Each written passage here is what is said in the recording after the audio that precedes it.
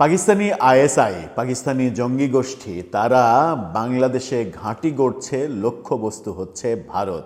ভারতের বিভিন্ন অঞ্চলে বিদ্রোহ তৈরি করার জন্য এই জঙ্গি গোষ্ঠী বাংলাদেশকে নিরাপদ আশ্রয় হিসেবে ব্যবহার করছে, এরকম একটা ভয়াবহ অভিযোগ করেছে ভারতীয় গণমাধ্যম।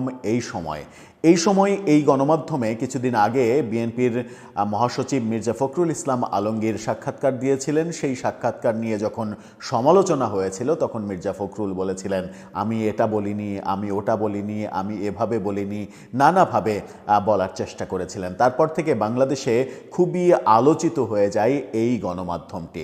তারা অভিযোগ করছে পাকিস্তানি আইএসআই বাংলাদেশে নিরাপদ ঘাঁটি তৈরি করছে ভারতকে লক্ষ্যবস্তু বানানোর জন্য, এবং আরও ভয়াবহ কিছু কথা বলছে। চলুন একটু জেনে দেখি যে ভারতীয় গণমাধ্যম এই সময় যে অভিযোগ করছে, যে সময় আমরা দেখছি বাংলাদেশ পাকিস্তান সম্পর্কের অন্তরঙ্গতা কত বেশি, সেই সময় তারা যে অভিযোগ করছে সেই অভিযোগের বাস্তবতা কতটুকু সত্য আর কতটুকু মন গড়া। থাকবেন পলিটিক্স টিভির নিয়মিত আয়োজনে।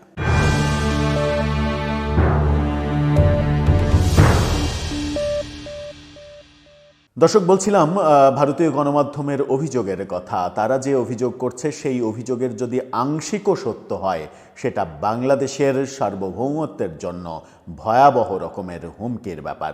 যদিও বাংলাদেশের বর্তমান সরকার বলছে বাংলাদেশে কোনো জঙ্গি নেই, বাংলাদেশের জঙ্গির কোনো অবস্থান নেই, এগুলো সব নাটক, এবং এগুলো বিগত সরকার আওয়ামী লীগ সরকারের জঙ্গি নাটক সাজানোর কাহিনী। বাংলাদেশে আওয়ামী লীগ জঙ্গি নাটকের কল্পকাহিনী সাজিয়ে নানাভাবে ইসলামিক ধারাকে দমন করার চেষ্টা করেছিল। এই বয়ানটা এই মুহূর্তে খুবই জনপ্রিয় একটা বয়ান। ঠিক সেই সময় ভারতীয় গণমাধ্যম এই সময় কি বলছে, এই সময়ের শিরোনামটা দেখে নিতে পারেন। তারা একটা কল্পিত ছবি ব্যবহার করে বলেছে, অস্ত্র ন্যারেটিভ, লক্ষ্য ভারত, ঢাকা সেল সক্রিয় করল আইএসএ। সেখানেই তারা বলছে জঙ্গি অনুপ্রবেশ বা স্লিপার সেলের মতো চেনা মোডাস অপারেন্ডির বাইরে গিয়ে ভারতকে অশান্ত করতে নতুন ছক কষছে আইএসআই। গোয়েন্দা সূত্রের খবর, ভারতকে নজরে রেখে গত বছরের অক্টোবরে ঢাকা সেল খুলেছে পাক গুপ্তচর সংস্থা আইএসআই। বাংলাদেশকে ভর কেন্দ্র করে ভারতে অশান্তি ছড়ানোই হলো এই সেলের মূল উদ্দেশ্য।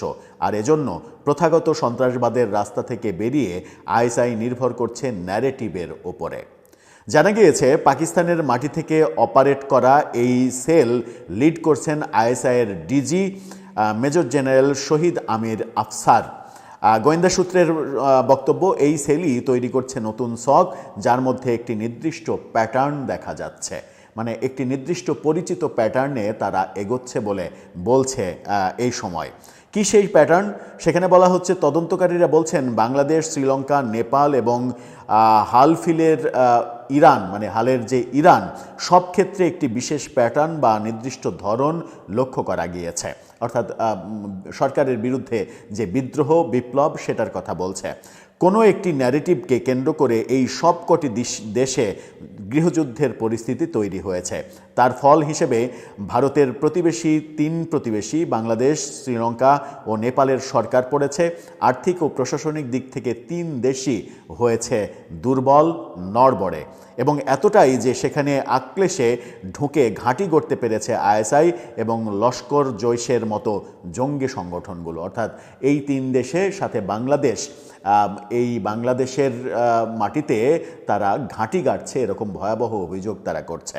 গোয়েন্দা সূত্রের দাবি, ঢাকা সেলের দায়িত্ব হলো এখন ভারতে একই রকম ন্যারেটিভ বা প্রোপাগান্ডা ছড়িয়ে দেশকে অশান্ত করা। অর্থাৎ বাংলাদেশ, শ্রীলঙ্কা, নেপালে যা হয়েছে ঠিক একই রকম অবস্থা ভারতে করার জন্য এই গোষ্ঠী তৎপর।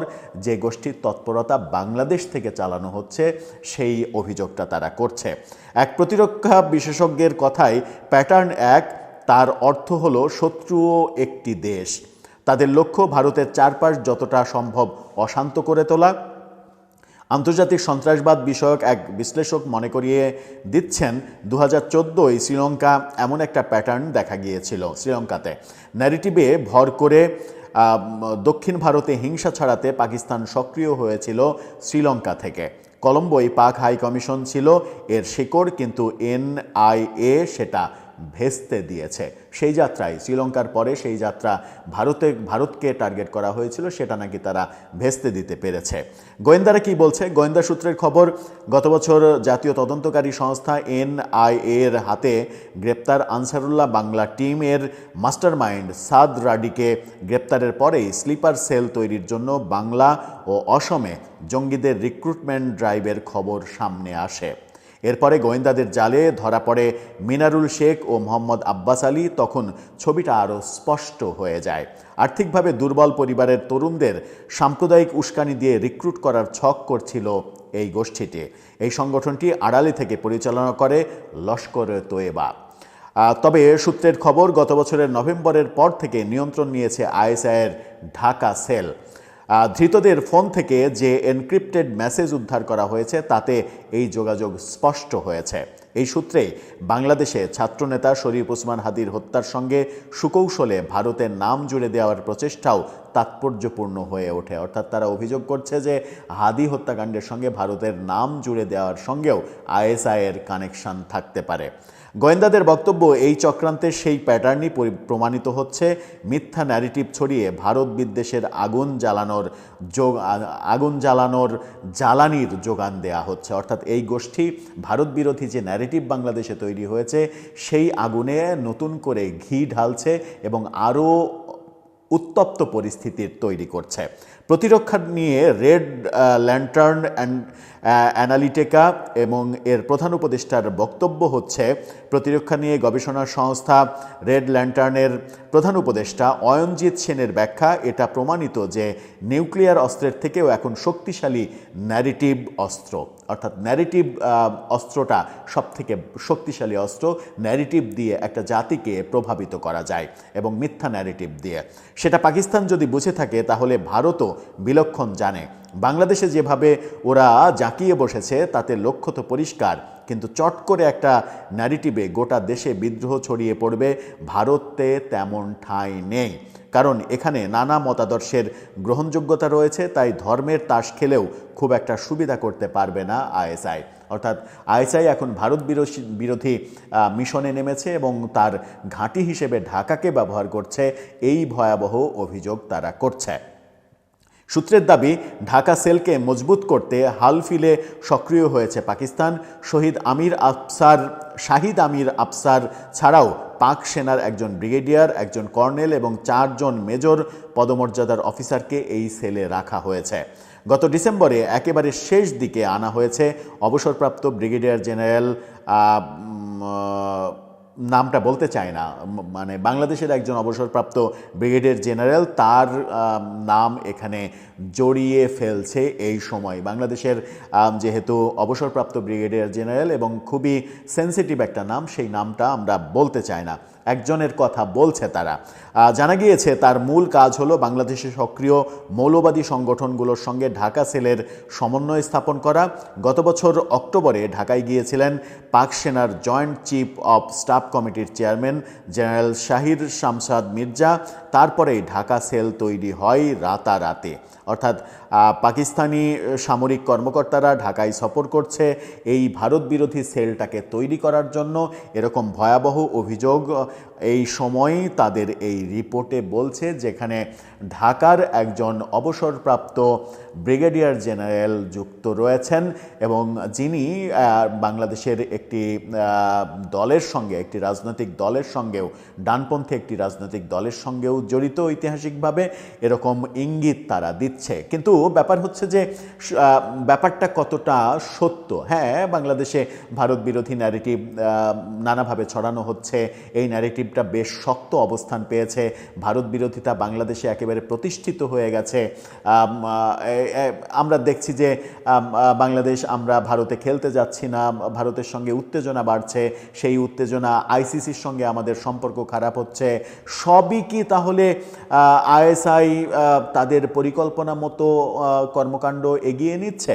বাংলাদেশে ভারত বিরোধী যে ন্যারেটিভ, সেই ন্যারেটিভ যে ছড়িয়ে পড়ছে, এটার পেছনেও কি ISI রয়েছে? আর বাংলাদেশে বসে, ঢাকায় বসে কেন ভারত বিরোধী কিংবা ভারতে এই ধরনের, বাংলাদেশে যা হলো, শ্রীলঙ্কায় যা হলো, নেপালে যা হলো, সেই একই রকমের ভারতের বিভিন্ন রাজ্যে যেন ঘটানো যায়, একই ধরনের কর্মকাণ্ড বিস্তার লাভ করার জন্য বাংলাদেশে ঢাকায় একটা সেল গঠন করে আইএসআই কার্যক্রম পরিচালনা করছে, আর বাংলাদেশ সরকার কিছুই টের পাচ্ছে না। ব্যাপারটা তো হওয়ার কথা নয়।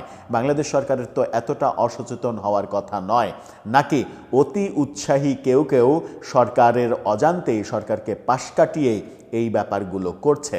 যদি এই ঘটনা, আমার মনে হয় যে এই সময়ের এই প্রতিবেদনকে খুবই গুরুত্ব দেওয়া উচিত, এবং গুরুত্ব দিয়ে, যেহেতু ব্যাপারটা সার্বভৌমত্বের ব্যাপার, সেহেতু এই ব্যাপারে আশু পদক্ষেপ নেওয়া উচিত, যেন আমাদেরকে তৃতীয় কোনো দেশ, তৃতীয় কোনো ঘাঁটি, তৃতীয় কোনো মাটি হিসেবে ব্যবহার না করতে পারে কেউ, এবং সেটা ব্যবহার করে অন্য কোনো দেশের বিরুদ্ধে ষড়যন্ত্র করতে যেন না পারে, এবং অন্য কোনো দেশের বিরুদ্ধে ষড়যন্ত্র করার নিরাপদ আবাসভূমি যেন আমরা কাউকে করতে না দিই। আমরা অনেক দিন থেকে আমেরিকার আধিপত্যবাদের কথা আলোচনা করছি। আমেরিকা এই অঞ্চলে ঘাঁটি করতে চায়, বাংলাদেশে তাদের ঘাঁটি গড়ার প্রয়োজন, কারণ চীনকে তাদের মোকাবেলা করতে হবে।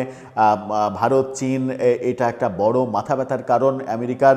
সেই ব্যাপারগুলোতে আমাদের জনগণের কারোরই সমর্থন নেই। এই যে আইএসআইয়ের প্রসঙ্গ এই সময় যেটা বলছে, সেটাও নিশ্চয়ই আমাদের সচেতন জনগণ অনেকেই হয়তো পাকিস্তানের প্রসঙ্গে, আইএসআইয়ের প্রসঙ্গে একটা ডানপন্থী গ্রুপ অনেকেই হয়তো লাফিয়ে উঠবে যে হ্যাঁ, এটা করা উচিত, ভারতকে নিশ্চিহ্ন করে দাও, কারণ বাংলাদেশ থেকেও তো এরকম বয়ান দেয়া হচ্ছে যে ভারতের সেভেন সিস্টার্স একেবারে আলাদা করে দেব। সুতরাং ব্যাপারগুলো খুবই সেন্সিটিভ, সার্বভৌমত্বের ব্যাপার। এই ব্যাপারে এখনই ভাবনাটা জরুরি। যখন নির্বাচন আসছে, আমার মনে হয় যে নির্বাচনের পরবর্তী সময়ে নির্বাচিত সরকারও এই ব্যাপারটা অনেক বেশি গুরুত্ব দিয়ে ভাববে।